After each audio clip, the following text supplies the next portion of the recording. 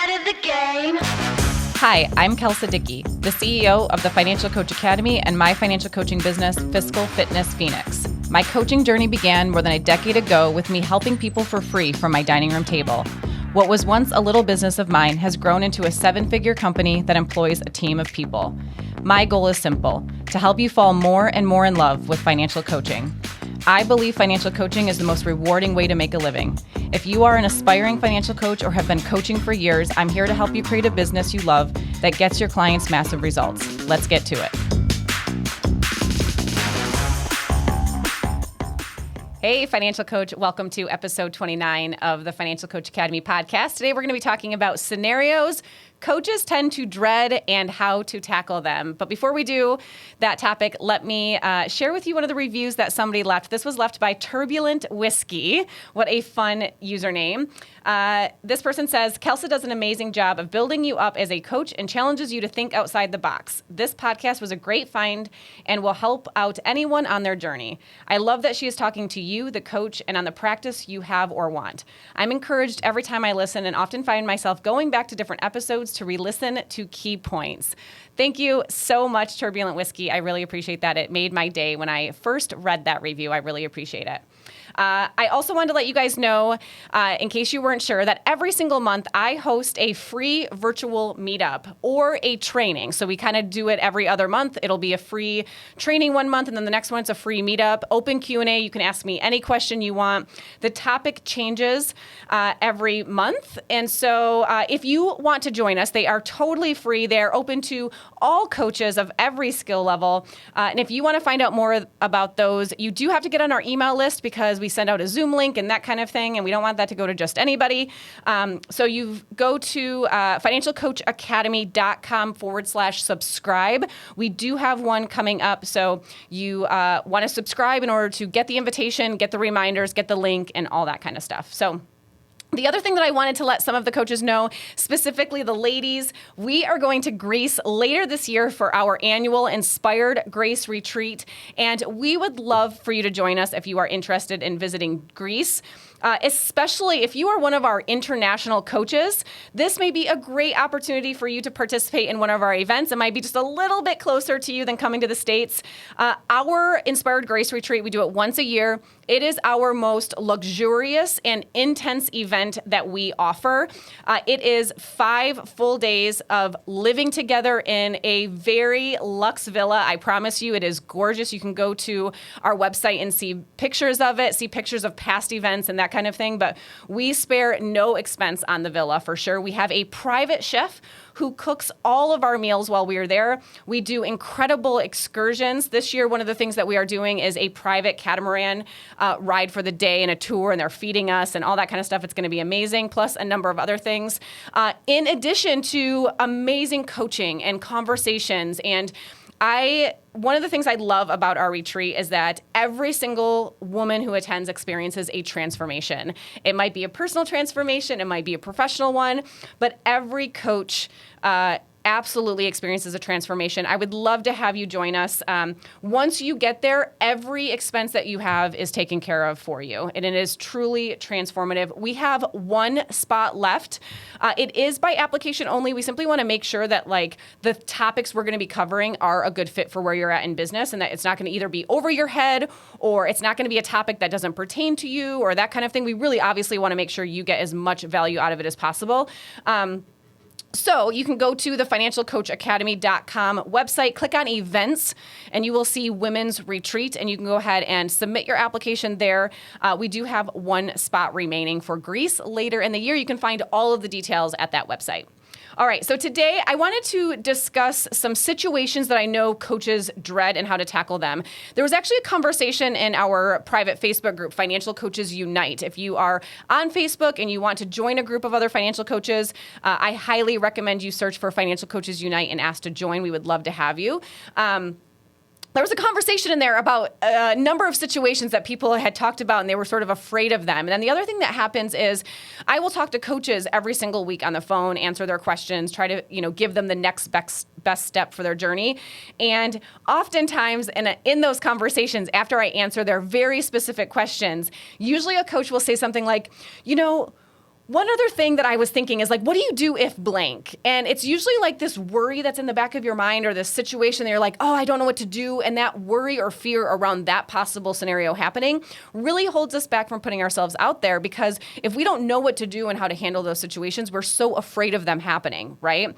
So I want to tackle a number of them. Let's dive in. Number one situation that I think coaches dread is, what if they have to tell a client no?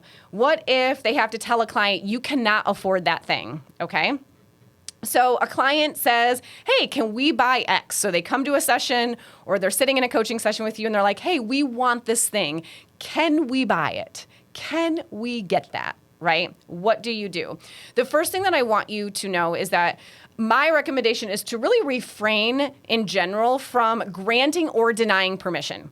This is not your money. It is the client's money. Your job is to empower them to make really good decisions with it. And good decisions for them may be different than good decisions on what you would want to do with your money, okay? And affordability is not just a financial question. So you might be able to look at their budget and be like, either they can afford it or not. But by just diving into that, by just answering it point blank like that, you're looking at one aspect of the decision, but you're sort of skipping over the emotional and mental aspects of that decision as well. So like I said, you can probably look at a client's budget and very quickly see financially if you think they can afford it or not. But what I want you to do is really break down, when you're looking at that, what are you looking at? What are you considering? What factors do you pay attention to in order to draw that conclusion, okay? So don't give them your conclusion. Don't give them the answer.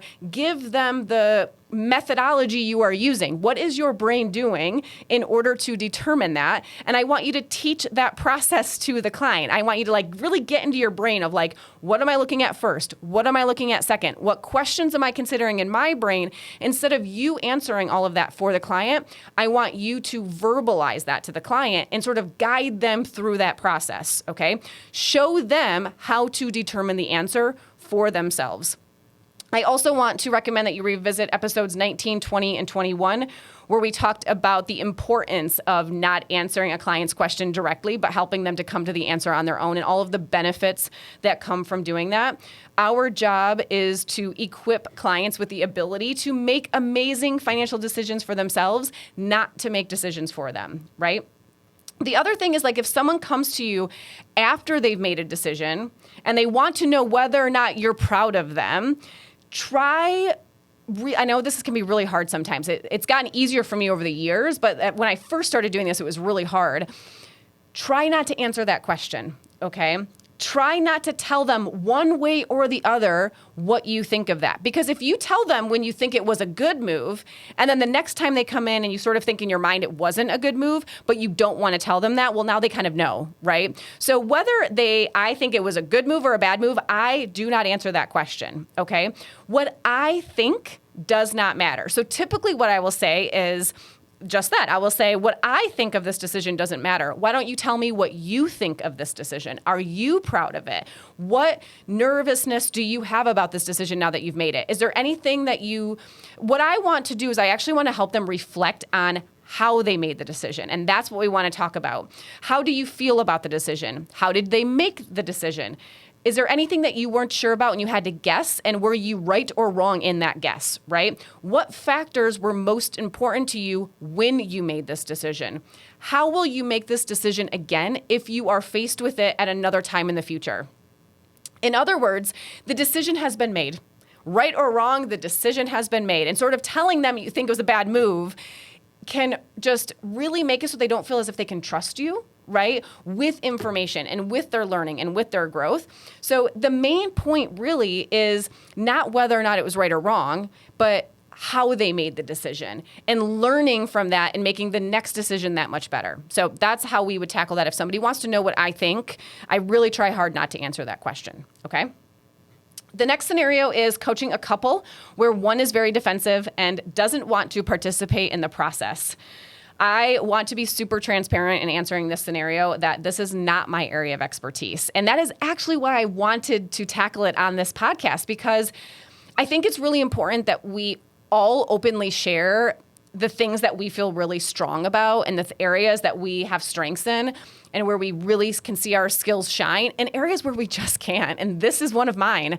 And I don't think there's anything that doesn't make me a bad coach or anything like that. I just know that for me, I don't tend to handle really tense marital conflict very well personally. So it's just not my coaching zone of genius. And I know some coaches really shine in these situations. They really do. And I love that. I love knowing that, because then I know if these clients come to us, we now have a whole team of coaches. So I would obviously put them with a coach that excels in these situations. But if I didn't, I would just refer a couple like this to, a coach who I think could better serve them. And for me personally, I just shut down.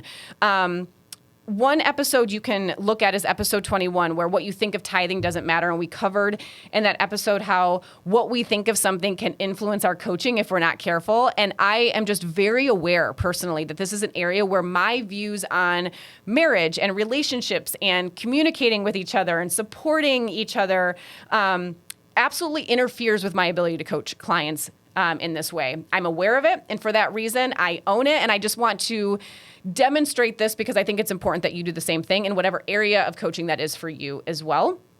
My sister and my brother-in-law, they met in middle school. And so I feel like I grew up with him as my brother. You know what I mean? They have been together more of my life than I haven't known him for. And they have this very tense communication style. It is really difficult for me to be around. And yet I also know that it is none of my business. You know what I mean? It is their way of communicating, even if it is not my way of communicating. And when I have clients that communicate in that way with each other, I'm just so uncomfortable in those moments that I personally sort of shut down. So it's just not a good situation for me to be in. Now, I do want to give you a couple of recommendations just in case, because there's sort of like a spectrum here, right? Like there are some that are extremely tense and high conflict. And then there are some that have no conflict and there's no tension and they're really supportive of one another and everything in between, right? So you might find yourself in the situation where there is some things you can do. And so I just want to talk about those.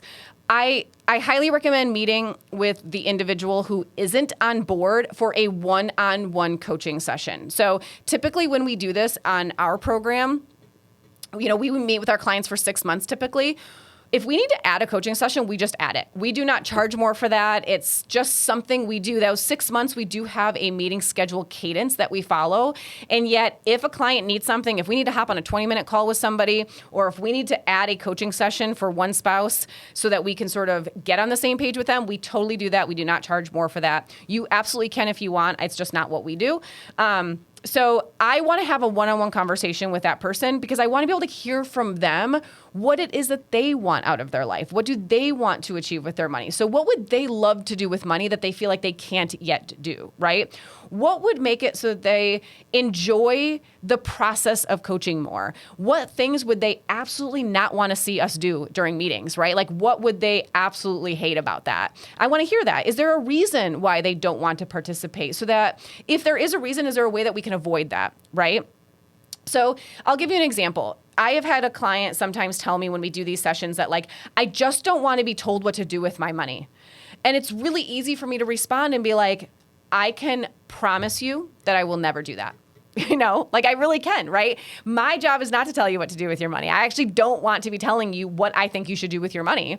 And so will you hold me accountable to that? If you ever hear me do that, will you please let me know? Because I'm really open and it's very important to me that I don't do that, right? So you can sort of find their objections or their hesitations and speak to them. And I'm not saying argue with them or try to convince them that they're wrong, but it might be a hesitation that they have that you don't want either, and they just don't know that, right? The other thing that you can ask is, why do you think your spouse wants to do this? Why do you think it's important for your spouse to get coaching? What are your impressions of what you see? What are the circumstances of your financial position? Who's responsible for what? And is that situation, are those circumstances different from what maybe the spouse is telling you, right? So all of that is just really important. There are times where we might meet with just one spouse. Typically, if we do that though, it's after a conversation like this. And I will tell the person, I'll say, it's essential that we get your input on the process.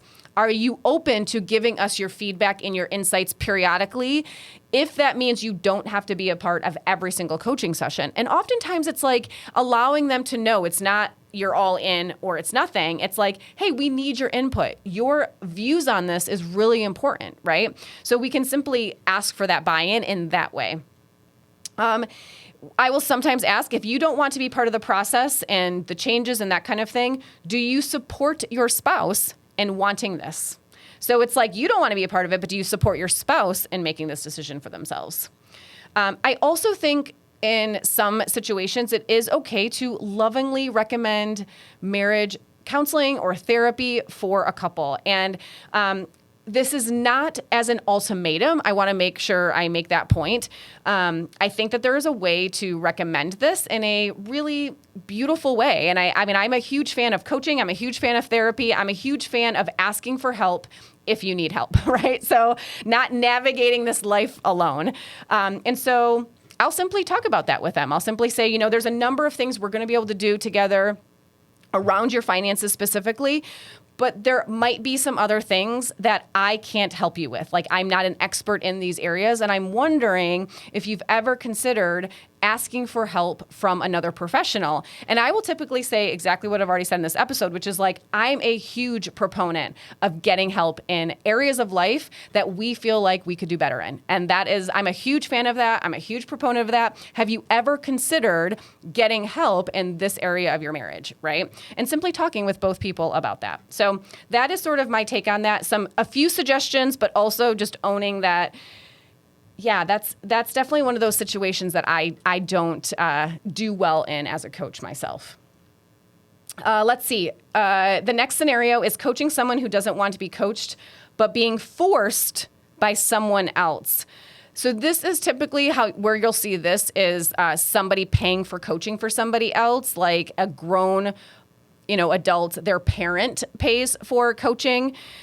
I think this is a recipe for disaster. So alarm bells, cowbells, there's sirens going off in your ear right now. I am waving red flags. Whatever you want to say, this is not a good move. You are in danger, girl, okay? You are in danger. So when this happens, a person has really good intentions. I truly believe that. They think someone they care about could be doing better with money and they want to help them, right? I totally get that this comes from a good place typically. So they reach out to you and they say, I want to pay for so-and-so's coaching session. Some people will even, because you can book a session on our website, some people will even book that session without the other person knowing or even committing to that process, okay?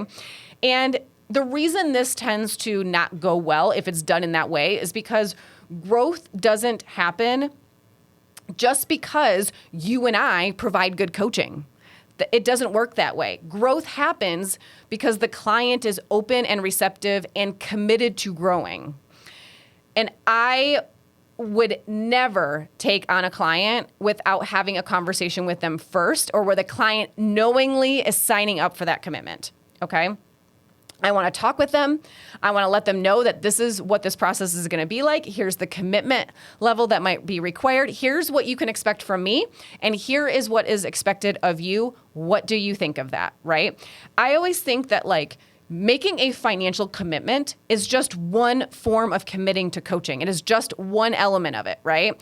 And so maybe they're not committing financially, but we need to make sure that they are committed in all of the other ways. And the only way to do that is through a conversation typically, okay? So I would not take on a client just because someone else is paying for it without talking to them first and making sure that they're wanting coaching and that they see it as something that they want and need for their own life as well. I would also recommend to the gift giver. So if I'm talking with that person, I will say, one thing I recommend is that you actually give the money to the person, and that person has to use the money to purchase the session. And I get that there's a risk there that this person might take the money and not actually do that with it. I understand that's why they don't want to do it. The alternative, though, and one thing that I will simply say is you paying for this without that person's knowledge or commitment or a conversation could still create a really unfortunate outcome that you don't want either. I don't want it to feel as if your money is wasted. And this person could show up and sort of not be committed, not engage engaged in the session. And, we require prep work and that kind of thing. And they just may not be invested in that part of the process, which makes it a lot harder for them to get benefits from the coaching session. And we just want to be honest about that, right? You want to be very clear in communicating why this step is so important. The financial commitment is a really important element of signing up for coaching. In other words, if this happens, your focus, coach, is on having a proactive, crucial conversation on the front end. That is key to this being a success, okay? The next scenario is people with limited income and limited means of increasing it. Okay, so this can look any number of ways. A salary cap, someone who's hourly and just literally cannot work any more hours than what they're working. Maybe they've got a part-time job and then some sort of physical illness or something that prevents them from working more than what they're already working or something like that. Our job is to help them discover resources available to them. I think where this causes stress for coaches is that you think your job is to control their outcome, right? And it's one of those things where there are two sides to the equation, right? There's income and expenses. And we can't control the outcome of that, right? So they might need to generate a bigger income, or you can only reduce expenses so much, right? So in regards to people who need help accessing government benefits, you can sort of look at your local food bank. They will typically have a department that walks people through applying for food stamps or WIC or, all those types of programs. You can find information about your local food bank at feedingamerica.org. And then it's literally like / find your local food bank, but you can just also go to feedingamerica.org. A lot of the programs are different by state. So this is one of those things where I don't have all of the state programs memorized.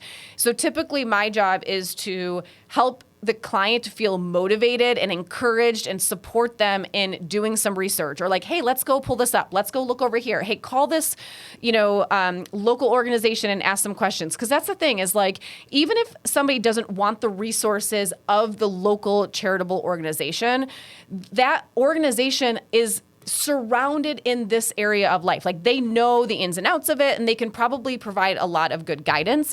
And so that's pretty much where we would, send people to is going down the path of seeing what other resources are available to you. We will also recommend that they talk with their church, their clergy, like I said, local charities, that sort of thing. I'm not sure why, but there's so many people who give to their church, but then refuse to accept anything from their church. And a lot of churches have programs where they'll pay your electric bill for 2 months, or they'll give you a grocery gift card and that kind of thing. And so many people are really actively involved in their church and yet don't want to ask for that type of assistance. And so sometimes there's a coaching conversation around that. And what do you think this is making? What are you making this to mean? And those types of things, right? The other thing I would say is looking at a side hustle. So everyone has income potential. I truly believe that. I believe that for some people that's easier than others, right? And I am not saying that it is easy to experience an income potential. I know that. I know there are so many true life limitations that can make that feel impossible for so many people. And I believe that if we can get creative, it is worth it, okay? I just did a post about this on my Instagram, little side note here, in the last week about how I think broke doesn't just mean you're financially broke.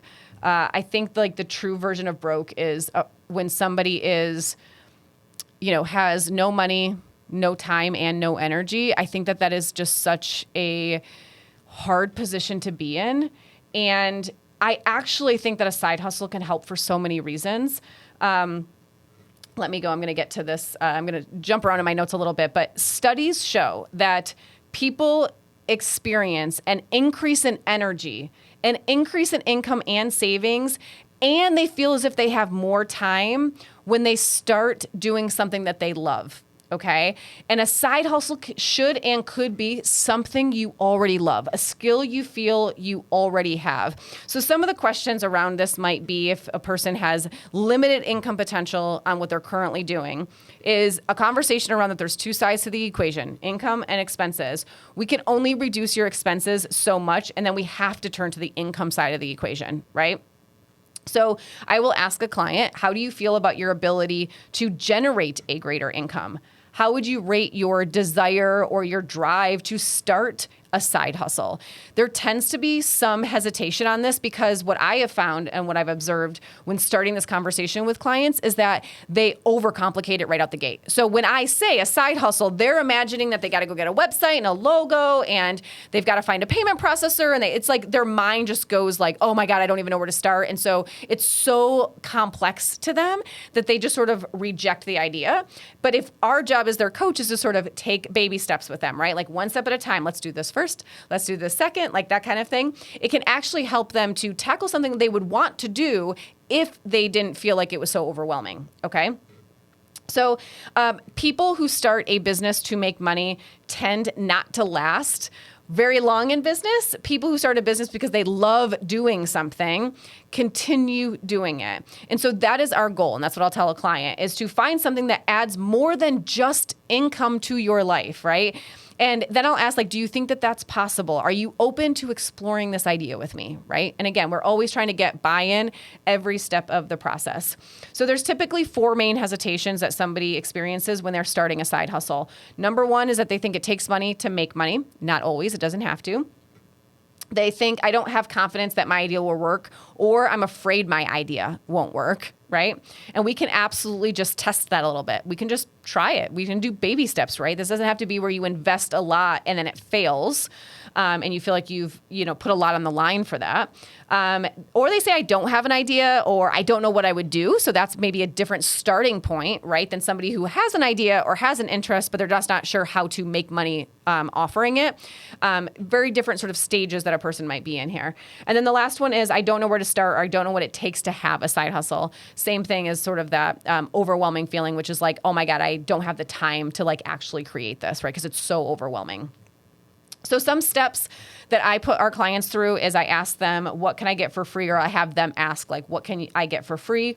What can I borrow? What can I trade? And what can I sell? I also have them, I ask them the question of like, if you had to launch a business tomorrow, how would you do it? Or if you had to launch this business tomorrow. So this is really great if they already have an idea or an interest that they enjoy. And we're talking about finding ways to make some money offering that, whether it's a product or a service, that kind of thing. Then the question is like, how would you do it? If you had to start this tomorrow, like you didn't have any other choice, but you had to start this tomorrow, how would you do it? And oftentimes it's right there, right? Like if I have to do it tomorrow and I can't overthink it, I can't make this overly complex, this is the simplest and fastest way that I would do it. Beautiful. Perfect. That's exactly what we're shooting for. Okay. How can we make the best of the resources that you already have? So this is where if we can see that a side hustle is sort of a viable way of drumming up some income, but we need to, for the next 2 months, take some extra money and invest it into this, then we probably will do that if we can see that it was sort of like a short-term cost for a long-term gain, right? That's sort of what we look at.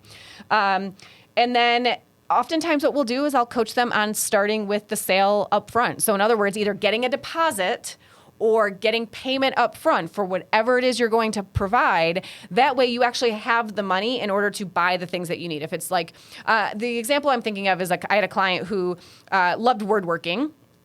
He had a job, was definitely tapped out at like how much he could earn at his job. And so he just started, he picked dining room tables, and he made beautiful dining room tables, and he put it on Facebook Marketplace and Craigslist and that kind of thing. But he, of course, would need to buy the wood or materials in order to make the table. And so he would get deposits from people. And so he could use their deposit money in order to go buy the materials, and then it was just his time. So it was one of those things that it ended up actually being a great little moneymaker for him. We've had clients house sit, pet sit, babysit, mow lawns, all sorts of things as a side hustle. So get creative and have fun with that conversation. Some additional resources are Start With Why by Simon Sinek and Side Hustle Nation podcast. And those are two resources that I will sometimes recommend to a client too when we're looking to drive income and not necessarily start a business. So this isn't a person who is looking to start a full-time business, but someone who's just trying to do a little bit of something on the side to generate some income. The other thing is that when it's an income limitation, one thing that we will look at is how can they acquire a new skill? Money is just one currency. How can we use money to increase your skill set or your creativity, your productivity, your output, your performance, like those types of things? Is there a skill that you could gain and that would end up resulting in higher income? Now, this is obviously a research project, right? So we'll want to make sure that we see that. Like we go to Glassdoor, we look at what would a person make who has this skill or who has this qualification. So we're not just going to like guess and go with that, but we might do a little bit of research. And like I said, sort of decide like we're going to invest for the next 6 months into you acquiring this new skill because yes, it's a cost, but it's a cost that will pay off later, right? In other words, sacrifice financial gain in the short term in order to adopt a long-term perspective. Another scenario, we've got, let's see, a few more. So I got to get hustling here through these. Paying off lots of debt versus investing for retirement. I think this is a terrific debate because there are so many factors to consider when making this decision. And it really boils down to how to prioritize those factors that determines the best sort of course of action for the client. I think anytime you see something that is like heavily debated when it comes to personal finance, like should I pay off my house early or not? Chances are there is a massive debate because the real answer is it depends. And I don't know why people just can't say that. Like, it depends. It depends on the person. It depends on what's important to them. It depends on age. It depends on cash flow. It depends on what their interest rate is on things. Like, there is so much that goes into those decisions. The answer is it depends, right? And I think we try to distill certain things down in a simplistic way sometimes, and that's not a bad thing. That's a good thing. That's a good quality to have. And yet there are some things that probably can't or shouldn't be distilled down into a really simple sort of decision because it's not a simple decision. And it's okay to just say that, okay? So I always think about this like you've got 3 main options. You can prioritize debt, you can prioritize investments, or you can do both. I guess option 4 is you could do neither, right? So what we're talking about is like, are we paying off debt or are we saving for retirement? And option 3, which was you tackle both, actually has a variety of approaches inside of that you could use as well. So does the person, here's just some sort of scenarios, right? Does the person mostly pay down debt but keep their 10% 401k contribution going? Do they fund their Roth IRA and pay down debt with the rest?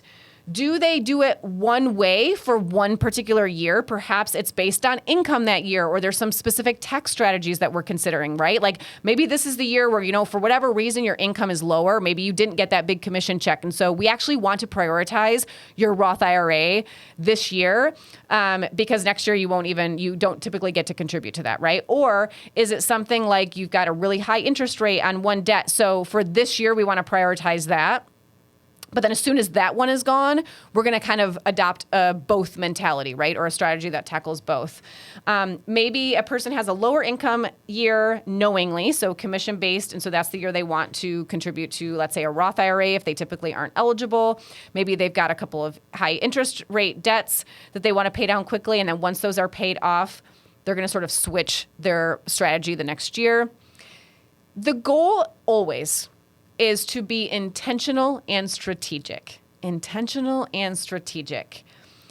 And in my opinion, when it comes to this, the gray area should be explored. So if you were to go back to episodes 17, 18, 19, I think 21, 22, 23, where we explored coaching and debt, and we asked all of those questions, where we got really curious about what it is the client wants and what they're trying to achieve, that's the gray area of this, right? We will have one client who is, prioritizing, maxing out all of their investments and paying extra towards debt with whatever's left. And then we have some clients who do it the exact opposite, and some clients who sort of have it, they do it one way for a little while, and then we are intentional and strategic when we change, right? I would say the conversation with the client is like, let's decide what's best now and go down that path, because inaction is still an action, right? Like we want to do something, right? We don't want to just like end up throwing all this money away or not being intentional with it, right? Like we want to commit to something. So let's go through this process of figuring this out, deciding something now, and then set a date when we want to revisit it and see if we need to change it or if that strategy is still working for us. I think we tend to talk about these decisions too around personal finances as if they're like a final decision, like you can never change your mind. And it's okay to change your mind. I tell clients that all the time. It's okay. Let's just try this. Let's see, because we will learn as we take action, right? Like as we implement, we learn a lot about ourselves. And so we can always change this later once we learn and we gain more awareness. All right, another situation that coaches tend to dread, coaching someone who is not communicating fully about their financial situation. Ask better questions and ask better follow-up questions. So I will also simply just tell a client that my only focus is in helping you. And in order to do that fully, I need to hear what you are thinking, what you're feeling, what you've got going on. And some of those things may be really uncomfortable to share or to say out loud. And I will give a client options. I'll say, if it's easier for you when you get home tonight to just email me. It's easier for some people to sort of like write out their thoughts, right? It's easier for some people to verbalize them. And so give them options and say, what way would feel most comfortable for you in order to share your thoughts with me on this? Like you can typically see in a coaching session if a client is sort of starting to clam up a little bit, you can see them starting to get nervous and they're starting to feel really vulnerable, and you can tell that they're having a hard time in that moment. You can,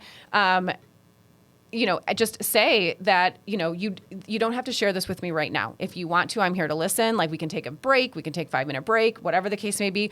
Also, would it be easier for you if you sent me an email later with your thoughts, right? Or journal it out and then come back next session and let me know if you've, uncovered anything for yourself, right? So I would say just try not to like pry it out of them. I feel like that can sort of create even more resistance if you're not careful.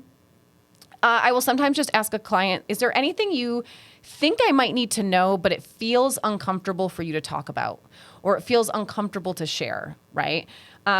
I give people permission to change their mind or simply talk through things with me. So I will say, whatever we talk about today, it's okay if like next session you come in and you've changed your mind, or you think that's not really what I meant, right? Or I know I said this, but I was just in a bad mood that day, or whatever the case may be. It's like, you can do that, right? Like I'm not going to judge you if you do that, right? I know that there are times where you may not know for certain how you think or feel about something. And us talking about it might help you to figure that out. And you can always come to the next session with your thoughts and that kind of thing if that changes. I will sometimes say, I'm here to help you figure out what you think about something, and it's okay if you say something today and a week later you change your mind, okay? The next scenario, and I think this is the last one, yes, okay, is coaching a couple, but one spouse acts like he or she knows it all.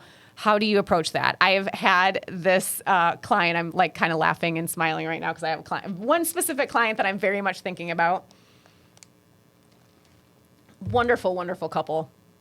But yeah, I would say know-it-all is a really great way of describing this gentleman. But so again, it might be okay to have a separate coaching session with this person. And so asking questions like, why do you want to coach? What value does a coach provide to you specifically? So sometimes what I see in this scenario is the one client who kind of feels like they know everything and they're doing everything right with money and that kind of thing.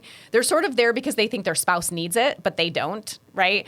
And so you want to find a way to meet them where they feel they are at, right? And ask some questions like, what value could I provide for you? What parts of money, do you not feel totally confident in or certain in? Or what kinds of questions do you have? And like those types of things. The other thing is I will sometimes tell a client that knowing information is great and it's really helpful. And that will oftentimes speed up our conversations and the results that we can get, because the education phase of what we do, maybe we don't need to spend so much time on that phase, right? But then after the education phase, the next phase is the application phase. And applying knowledge is different for everyone. So you can know something, but simply not be aware of how to apply it, or not be aware that how you apply it could be different than the way your significant other wants to apply that information.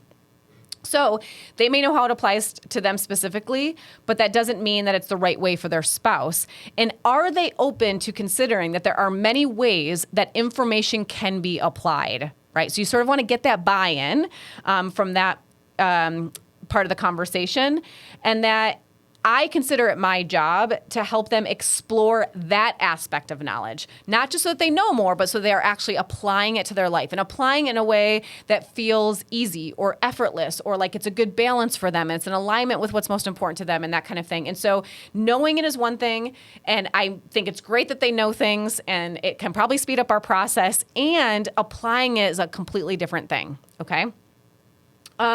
I will also ask this client, typically this is like in a different coaching session, when you don't know something, how do you like the information or that knowledge passed on to you? So imagine that you are not knowledgeable about something and you're standing next to someone who knows all there is to know about that particular topic. How would you want that person to either treat you or educate you or pass that information on to you? So I really want to hear from that person, like, how do they learn best? Because the idea here is like, okay, so let's say you do know everything. Okay, let's say you do know everything. If you're not watching on YouTube, I'm sort of like rolling my eyes a little bit, but that's okay. What do you see your role being in relation to those who don't feel as confident or as knowledgeable as you? And this is where oftentimes what you're trying to sort of get to is like, it's great that you know it. So do you want to be a teacher for others? Do you want to be a leader for others? Or sometimes it's like it can come through as very condescending, right? And we're not calling that out. I'm not saying you're being really condescending, but it's like, what role would you like to play in helping other people to learn as much as you know, right? How can you pass that on to them in a way that they're actually going to learn it too? And is that a goal that you have, that you would like for them to learn as much as you, sort of thing, right?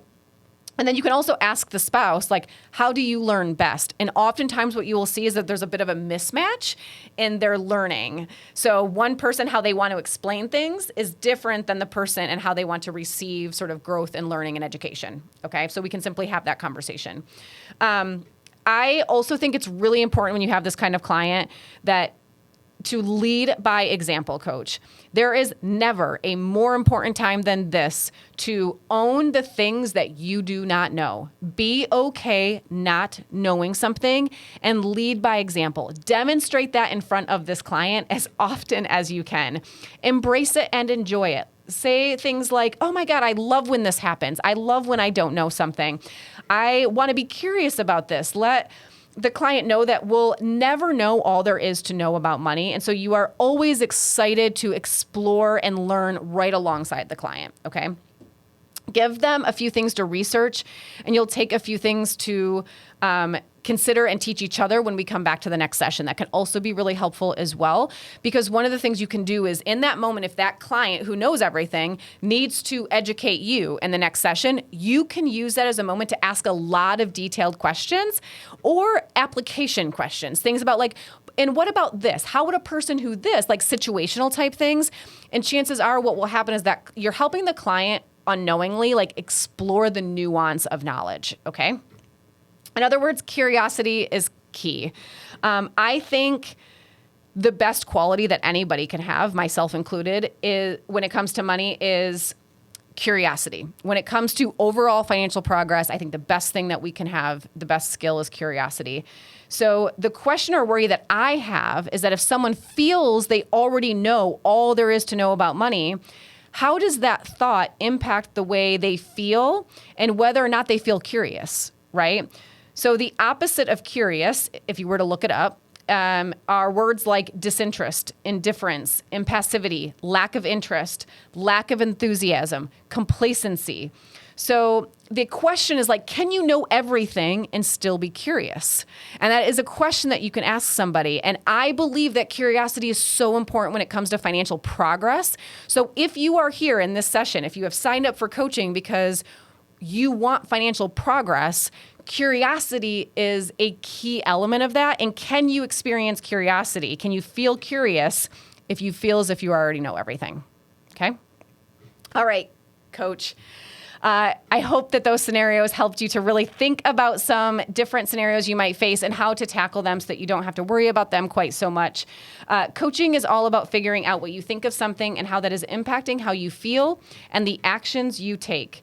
In order to honor the coaching philosophy, I like to end every episode with a question for you to reflect and ponder for yourself. The purpose is to deepen your awareness or help you gain clarity on today's topic. It also creates the opportunity for you to share your thoughts with me and other financial coaches. So let's get the conversation going. I'd love to hear from you. If you are watching on YouTube, drop a comment with your answer to today's question, or join the conversation in our free community on Facebook for financial coaches. Hop on over to Facebook and search for Financial Coaches Unite and ask to join. Here is your question, coach. What situation are you most dreading as a financial coach? What situation are you most dreading as a financial coach? Share that with me so that I can help you think through the best way for you to respond so that you feel more prepared going into that situation. What situation are you most dreading as a financial coach? Next episode, I'm going to be answering your questions. I am so excited. You guys submitted some amazing ones. So we're going to be diving into those in the next episode. I believe financial coaching is the best and most rewarding way to make a living. I truly love what I do.